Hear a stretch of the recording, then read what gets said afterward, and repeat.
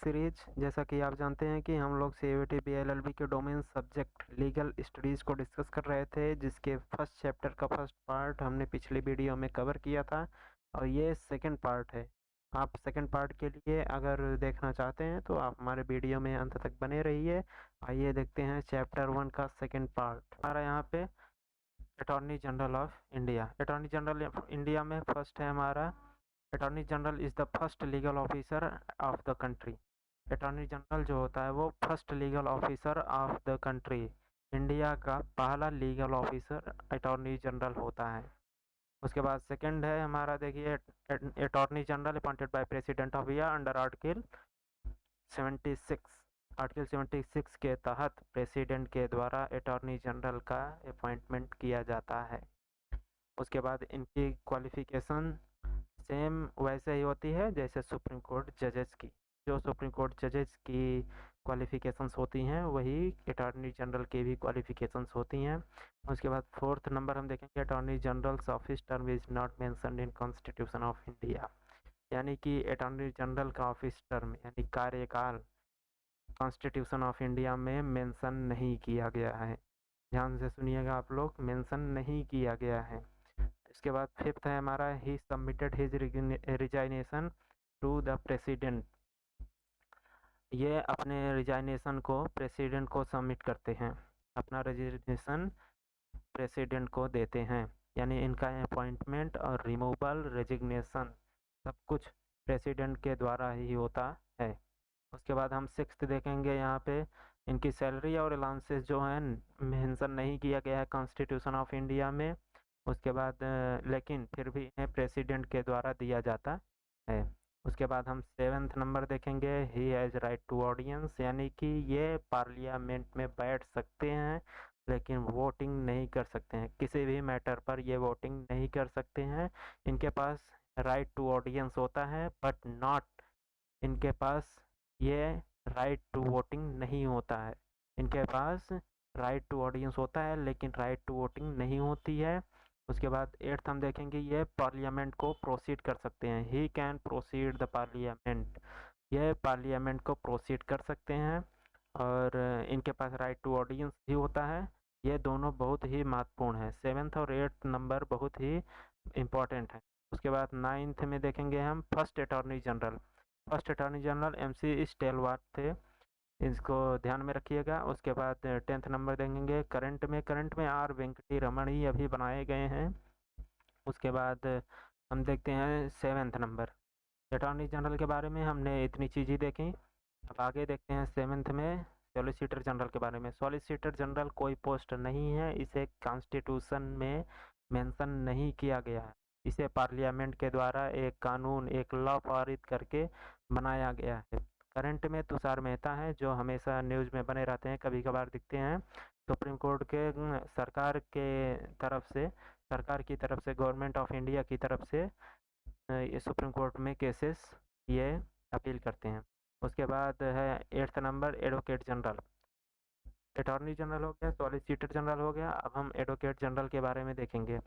आठवां नंबर देखेंगे हम, एडवोकेट जनरल। एडवोकेट जनरल जो है इनका अपॉइंटमेंट गवर्नर के द्वारा किया जाता है। ये सेम अटॉर्नी जनरल की तरह ही होते हैं। अटॉर्नी जनरल सेंट्रल लेवल पर होता है और एडवोकेट जनरल स्टेट लेवल पर होते हैं। इनका रिमूवल, अपॉइंटमेंट और रेजिग्नेशन सब गवर्नर करता है। अंडर आर्टिकल 165 में इनका अपॉइंटमेंट दिया गया है। इनका टर्म भी फिक्स नहीं किया गया है कॉन्स्टिट्यूशन ऑफ इंडिया में, इनका टर्म फिक्स नहीं है। अब आगे देखते हैं constitution, roles and impartiality, independence of judiciary talks about article 50। Article 50, this is the most important article. Article 50 talks about independence of judiciary.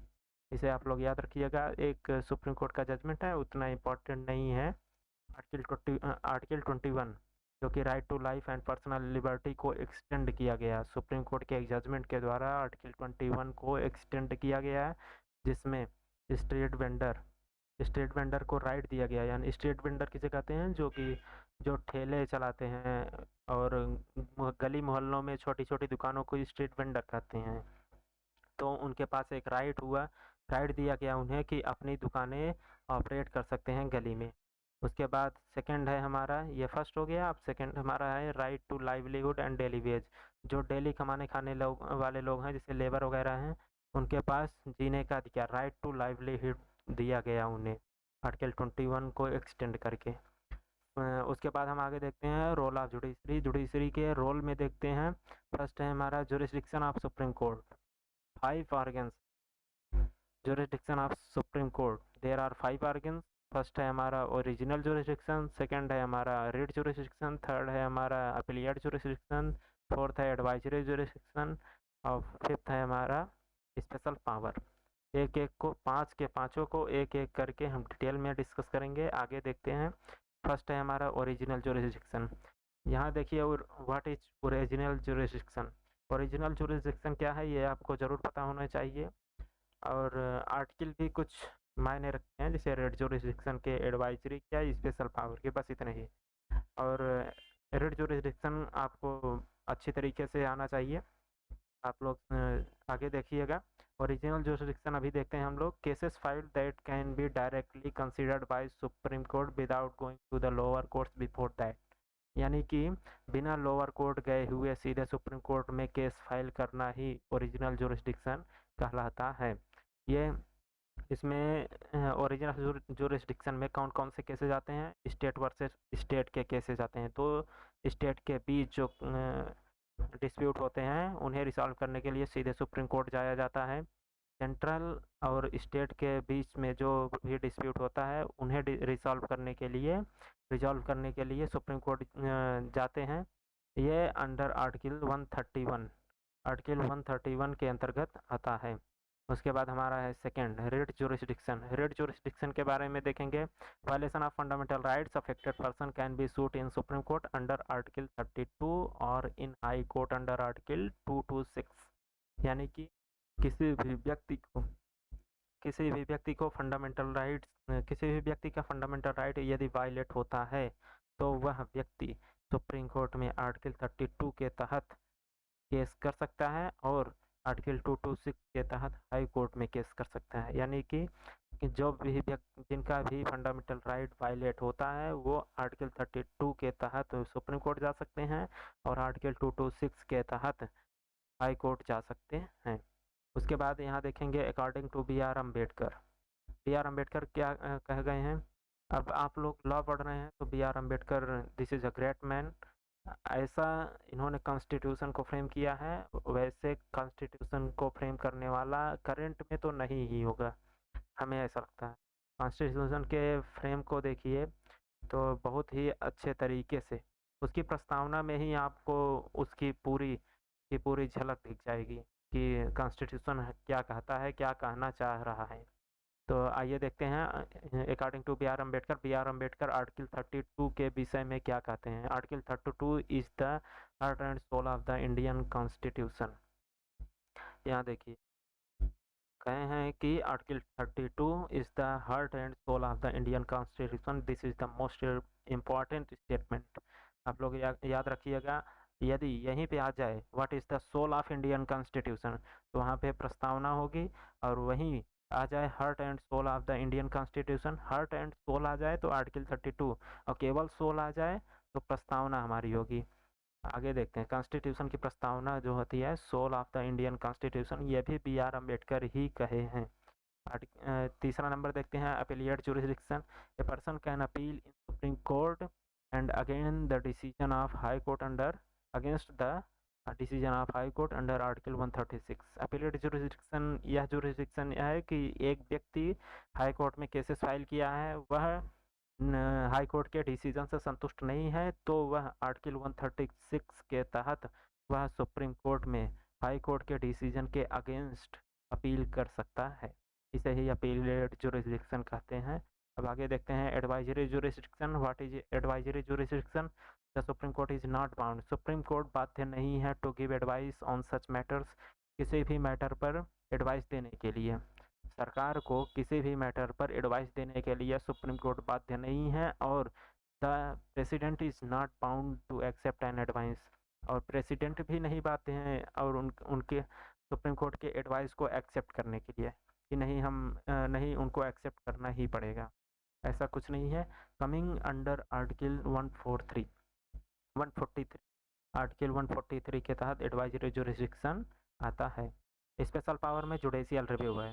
Special power का अगर आप एग्जांपल लेना चाहें, जैसे जुडिशियल रिव्यू हमारा किसान बिल आया था, किसान बिल जुडिशियल रिव्यू के तहत ही हटाया गया है। जुडिशियल रिव्यू आगे हम डिस्कस करेंगे, यह आर्टिकल 142 के तहत आता है स्पेशल पावर। उसके बाद हम नोट देखते हैं कुछ। यहाँ पे देखिए नोट है लोकस स्टैंडी, हालांकि ये इम्पोर्टेंट है, आपके 32 मैगजीन में से एक है। इसका मतलब होता है स्टैंडिंग एनी वेयर या फिर hear both the parties no man shall be condemned unheard. आगे देखेंगे हम। उसके बाद PIL है। PIL यहाँ देखेंगे public interest litigation, also known as जनहित याचिका। PIL को जनहित याचिका या फिर सोशल एक्शन लिटिगेशन या फिर पब्लिक इंटरेस्ट लिटिगेशन के नाम से जाना जाता है। PIL का full form public interest litigation है, जनहित याचिका के नाम से भी जाना जाता है, सोशल एक्शन लिटिगेशन के नाम से भी जाना जाता है। यहाँ देखिए सेकंड है हमारा PIL filed in 1979। First PIL जो था हुसैन आरा खातून versus state of Bihar, first PIL case है। इसे आप लोग ध्यान में रखिएगा कि first PIL case Hussain Ara Khatoon versus state of Bihar 1979 का केस है। उसके बाद father of PIL justice PN Bhagwati, इनकी अध्यक्षता में ये केस, इनके ही जजेस के बेंच में ये केस गया था। Mother of PIL advocate Pushpa Kapila Hingorani, जिन्होंने ये केस किया था। हुसैन आरा खातून वर्सेस स्टेट ऑफ बिहार की एडवोकेट पुष्पा कपिला हिंगोरानी है। इन्हें ही मदर ऑफ PIL कहते हैं। Father of PIL justice PN Bhagwati को कहते हैं। फिफ्थ हम देखेंगे PIL is not defined in any institute और एक्ट। PIL किसी भी एक्ट में डिफाइन नहीं किया गया है। यह अंडर आर्टिकल 39A के तहत आता है। PIL आर्टिकल 39A में आता है। PIL borrowed from USA, this is the most important. PIL borrowed from USA, PIL USA से लिया गया है। उसके बाद डिस्ट्रिक्ट कोर्ट जजेस अपॉइंटमेंट देखते हैं। हमने पिछली वीडियो में, फर्स्ट वीडियो अगर आप नहीं देखे हैं उसमें हमने, आप जाकर देखिए, उसमें हमने दिया था, उसने डिस्ट्रिक्ट कोर्ट जजेज, हाई कोर्ट जजेज और सुप्रीम कोर्ट जजेज, जितने भी जजेज होते हैं, स्पेशलाइज्ड ट्रिब्यूनल्स होते हैं, उनके जजेस के क्वालिफिकेशंस क्या हैं, उनके बारे में और भी चीज़ें पूरा का पूरा बैकग्राउंड जो भी NCERT में दिया गया है, पूरा का पूरा वहाँ पर डिस्कस किया गया है। फिर भी हम यहाँ देख लेते हैं, आपकी NCERT में फिर से एक बार क्वालिफिकेशंस भी दी गई थी, इसलिए हम एक बार डिस्कस कर ले रहे हैं ताकि आप लोगों को ये ना लगे कि कोई कुछ चीज़ें छूट गई हैं। कुछ यहाँ छूटा नहीं है, सबको कवर किया गया है। आप लोग बने रहिए वीडियो में बस। आइए हम देखते हैं डिस्ट्रिक्ट कोर्ट के जजेस का क्वालिफिकेशन। फर्स्ट है सिटीजन ऑफ इंडिया होना चाहिए, member of judicial service of the state, या फिर any person who has had minimum 7 years of practice as a lawyer, यानी कि मेंबर ऑफ जुडिशियल सर्विस। यहाँ देखिए what is judicial service. Judicial service आप लोग जानते होंगे, जजेस जो होते हैं ये जुडिशरी के मेंबर होते हैं, जुडिशियल सर्विस के मेंबर होते हैं, जो PCSJ जाते हैं, PCSJ के थ्रू जाते हैं, जुडिशियल सर्विस में ही मेंबर बनते हैं वो। तो उसमें एक मेंबर होना चाहिए, या फिर any person who had a minimum 7 years of practice as a lawyer, या फिर 7 साल की एज एन एडवोकेट प्रैक्टिस होनी चाहिए किसी भी कोर्ट में। हालांकि वो डिस्ट्रिक्ट कोर्ट है इसलिए क्राइटेरिया ये रखा गया है। आगे हम हाई कोर्ट की क्राइटेरिया देखते हैं, क्या क्वालिफिकेशंस हैं हाई कोर्ट जजेस की। फर्स्ट है सिटीजन ऑफ इंडिया होना चाहिए। सेकंड है at least 10 years held a judicial office, किसी भी जुडिशियल ऑफिस को 10 साल तक हेल्ड किया होना चाहिए, किसी भी जुडिशियल ऑफिस में 10 साल तक अपॉइंटमेंट होना चाहिए। उसके बाद 10 years प्रैक्टिस होना चाहिए, या फिर अथवा करके और है, 10 years प्रैक्टिस होना चाहिए या फिर 10 years जुडिशियल ऑफिस अटेंड किए हों। उसके बाद फिफ्थ हम देखेंगे सुप्रीम कोर्ट जजेस क्वालिफिकेशन। सिटीजन ऑफ इंडिया होना चाहिए, एटलीस्ट 5 years एज ए जज इन हाई कोर्ट, या फिर 10 years एज एन एडवोकेट, 5 साल हाई कोर्ट में जज होने चाहिए, या 10 साल एज एन एडवोकेट होना चाहिए। यहाँ देखिए एक वर्ड आया है eminent jurist, this is a Latin word. आप जानिएगा एमिनेंट जूरिस्ट क्या है। What is eminent jurist. Eminent jurist वह होता है, जैसे हम जज हैं या आप जज हैं और कोई डिसीजन सुना रहे हैं, आप कई डिसीजन सुनाए, आप अपने करियर में बहुत अच्छा किए हैं, आप गवर्नर और प्रेसिडेंट की निगाह में हैं। गवर्नर और प्रेसिडेंट की निगाहों में होना ही एमिनेंट जूरिस्ट कहलाता है। आपको आप उनकी निगाहों में बने रहिए, गवर्नर और प्रेसिडेंट तो निगाहों में बना रहना ही एमिनेंट जूरिस्ट कहलाता है। आगे देखते हैं, डी नंबर है कोर्ट्स एंड जुडिशियल रिव्यू। ये एक प्रकार एक टॉपिक भी है आपके सिलेबस का। फर्स्ट है judicial review. What is judicial review? यहाँ आते आइए समझ लेते हैं जुडिशियल रिव्यू क्या है। जब कोई पार्लियामेंट, जैसे इंडियन पार्लियामेंट है, इंडियन पार्लियामेंट कोई लॉ पास करती है और वो लॉ पब्लिक वेलफेयर, मोरालिटी और फंडामेंटल राइट को यदि वायलेट करती है तो सुप्रीम कोर्ट आर्टिकल 32 और 136 के तहत जुडिशियल रिव्यू को एप्लीकेबल करके उस लॉ पर, उस लॉ को रोक सकती है या फिर उसको रिव्यू करने के लिए, फिर से उस पर विचार करने के लिए कोई डेट दे सकती है। उसके पास ये पावर होता है जुडिशियल रिव्यू का, सुप्रीम कोर्ट के पास, कि किसी भी व्यक्ति का फंडामेंटल राइट, पब्लिक वेलफेयर और मोरालिटी के खिलाफ लॉ नहीं है, उसे रिव्यू करने के लिए ही ये बनाया गया है। उसके बाद देखेंगे सेंटर स्टेट रिलेशन है। सेंटर स्टेट रिलेशन में 3 लिस्टें होती हैं, union list, state list, concurrent list. Union list में सीधे यूनियन से केवल और केवल सेंटर से ही फंड आता है। स्टेट लिस्ट में केवल के और केवल स्टेट ही फंड करता है। और कंकरेंट लिस्ट जो है, कंकरेंट लिस्ट में कुछ परसेंटेज यूनियन के होते हैं, स्टेट कुछ परसेंटेज स्टेट के होते हैं। आगे देखते हैं नोट में हम, this is the most important case, Menaka Gandhi versus Union of India. ये 3 केसेस हमने दिए हैं, 3 के तीनों पिछली बार जो CUET LLB का एग्जाम हुआ था उसमें आया भी था। आइए देखते हैं, फर्स्ट है Maneka Gandhi versus Union of India, 1978 का केस है ये। 7 जजेज bench case, this is the most important 7 जजेज बेंच केस। ये ध्यान में रखिएगा, 7 जजेज बेंच केस है Maneka Gandhi versus Union of India. इसमें प्रिंसिपल ऑफ नेचुरल जस्टिस को ब्रीच किया गया था। यही केस की समरी है। इसमें इंट्रोड्यूस किया गया, क्या इंट्रोड्यूस किया गया? आर्टिकल 21 को एक्सटेंड करके राइट टू ट्रेवल जोड़ा गया। उसके बाद हम देखेंगे आगे, सेकंड है हमारा हुसैन आरा खातून versus state of Bihar, PIL वाला केस है। First PIL case 1979। एडवोकेट हैं पुष्पा कपिला हिंगोरानी, जज हैं PN भगवती। आर्टिकल 21 में एक्सटेंड करके जोड़ा गया right to speedy and justice and PIL। Right to speedy justice and PIL। Right to speedy justice क्या है? यानी कि जो केसेस 10 साल, 12 साल, 20 साल, 50 साल लगा देते हैं रिजॉल्व करने में, वही जल्दी से जल्द किया जाए, स्पीड लाया जाए, न्याय दिलाने में स्पीड लाया जाए। और PIL को भी इंट्रोड्यूस किया गया इस केस में।